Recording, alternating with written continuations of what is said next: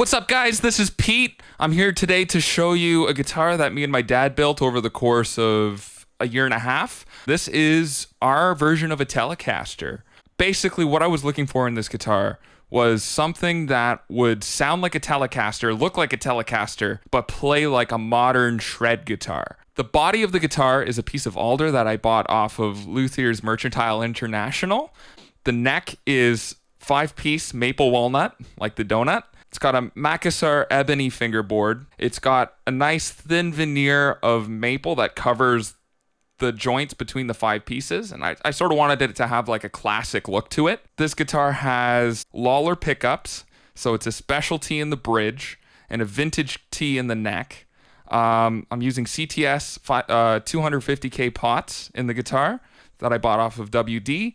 It's got a Switchcraft 3-way switch to go between the different pickups. The plate that I got off the internet, I forget what the website's called, but the cool thing about this plate is that the pickup selector is actually slanted, so it makes it a little bit more like a Strat to switch between the pickups. The knobs are Water Buffalo horn knobs that I got off of All Parts website. The pickguard is a mirror blue pickguard that I got custom made for me from WD Music. It's got an Evertune bridge on it, which I'm really excited about because I wanted to try it. One of the issues that I had, and that I think pretty much every guitarist has had over the course of their playing career, is that your guitar goes out of tune in the middle of a song or in the middle of a set, and you don't have time to go in and adjust it. I was tired of that happening, so I thought I'd try the Evertune bridge out, and we actually ended up installing it ourselves. So if you don't know what an Evertune bridge is, there's plenty of resources out there on the internet that explain the system, so I'm not going to go into too much detail on that.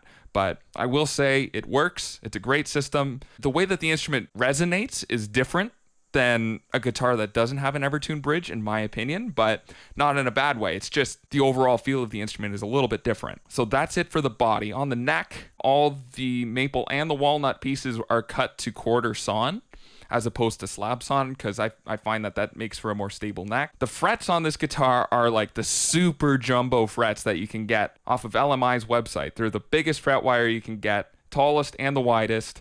They're stainless steel, so they're a nightmare to work with, as any luthiers out there would know.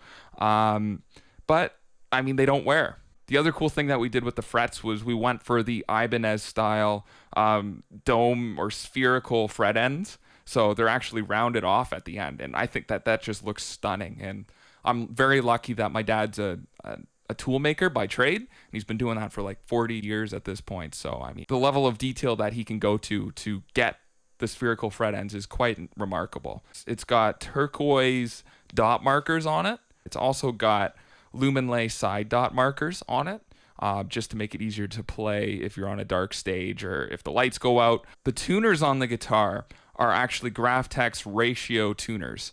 I really like these tuners because I find that they complement the Evertune bridge actually really, really well. So if you don't know what the Graphtex tuners are, the ratio tuners are, basically each tuner has a different gear ratio to it to make it so that the tuners all respond the exact same to the string that they're being strung with. So basically, if you turn a half turn on the tuner, it'll go up or down by a semitone.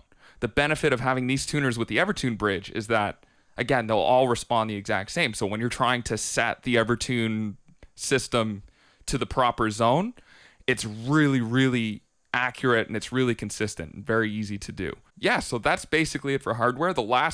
Actually, I forgot, it's got a bone nut on it as well. And last but certainly not least is the logo that we chose for the headstock. So my name is Peter Stratil, and the fun thing about that is I always thought of like Stratocaster when I thought of my last name. So I thought it would be really funny to call the guitar Stratilcaster. So it's my last name with caster at the end. And the main logo is actually my name, Peter, and I had a graphic designer draw up the logo for me so it looks like a Fender logo, but it's my name, basically. So I think that's pretty cool. It's also worth noting that the body is finished in nitrocellulose, which took a little bit of time to source, but I'm happy I did. I think it turned out really nice. It's our first time trying to spray nitro, and I mean, overall, I think it turned out really well. Also, the back plate on the guitar has the Freedom in Exile logo on it, which I think is really cool. Yeah, I think that's pretty much it as far as the specs on this instrument go. So now let's listen to some different tones. I'm going to start with the clean tone. So what I'm running through, I'm running the guitar into my Mesa Boogie Mark V amplifier, which is going into my 2-Notes Torpedo Reload into the DAW software. And I have the 2-Notes Wall of Sound plugin on just because it's easier to get a consistent sound that way.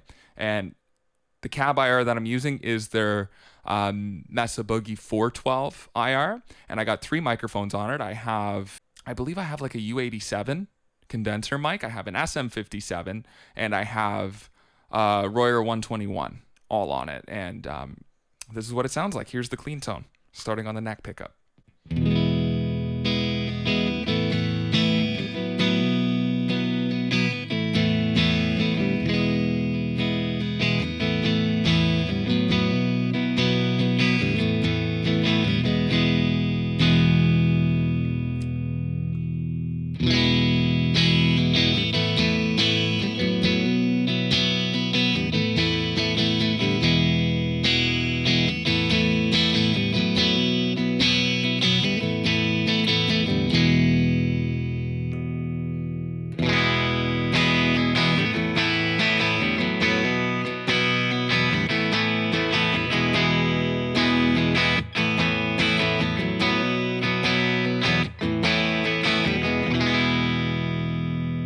All right, so that's the clean tone of the guitar into the amplifier. Now I'm going to switch over to a mid-gain rock tone. So on the Mark V, this is the second channel, and it is the Mark I setting. So as you'll notice, these pickups are not noiseless. That's the 60 cycle hum that you're hearing from the pickup. So I am adding a ISP decimator to it just to sort of tame that. So this is the rock tone.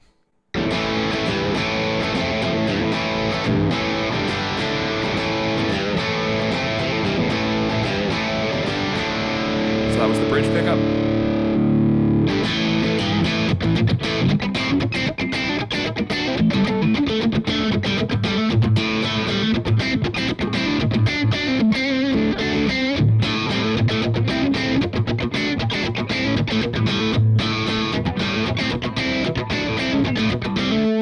So that's the middle. Here's the neck.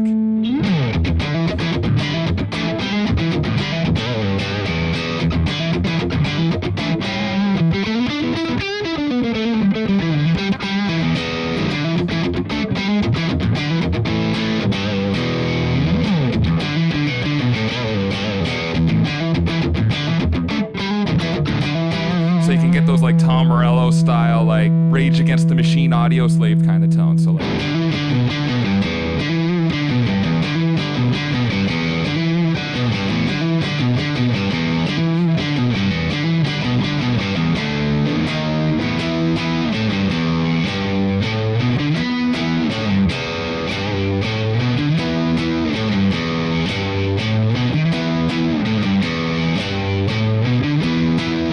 Hopefully this doesn't get demonetized because of that. But yeah, so that's the rock tone of this guitar. And I'm going to go one further and show you what it would sound like on a high gain setting. Just because, I mean, Freedom in Exile is a metal band. I play metal primarily, but primarily I use this guitar for clean tones and rock tones on different sessions that I do from time to time. But it also can pull off the metal stuff. So I'm going to switch over to channel 3 on the Mark V. This is the extreme setting. This is it without this is it without an overdrive pedal in the front. This is just straight into the amp.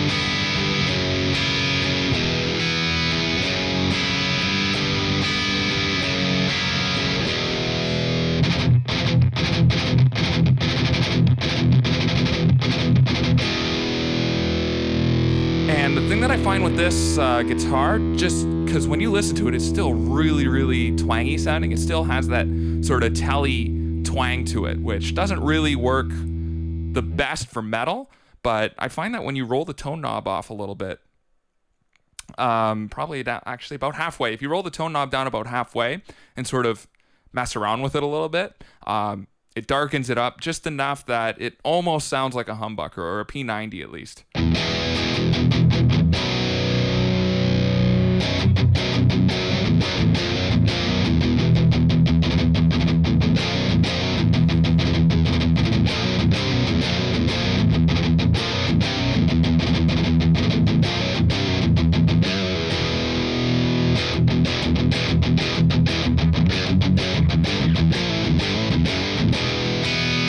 All right, so now I'm going to turn on an overdrive pedal.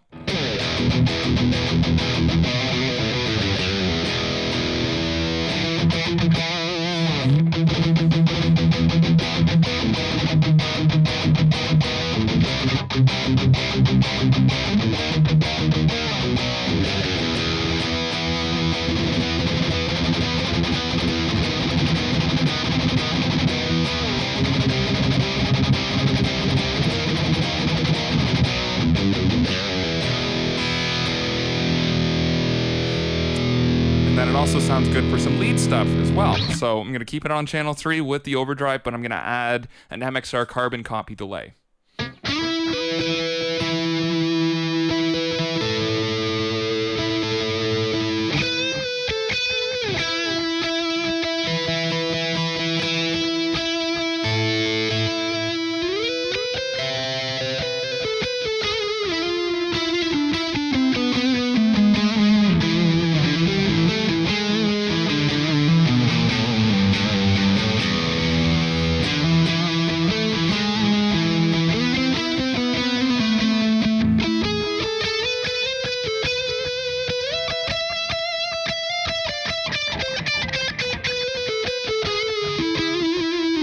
So you can get some like Yngwie Malmsteen style tones out of the single coils for like some shred stuff.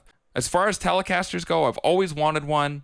I think that this is the best of both worlds as far as sounding like a Telecaster and playing like an Ibanez, more or less. All right, so that is the Telecaster build. I'm really happy with the way it turned out. Let me know what you think of it in the comments. Thank you all for watching, and if you haven't already, please click like and subscribe, and you'll stay up to date on any other videos that I do. I have a couple other, or not a couple other, but I have another homemade guitar, and I have a pretty cool collection of instruments, and I'm thinking about doing some more videos. Thank you again for watching. See you soon.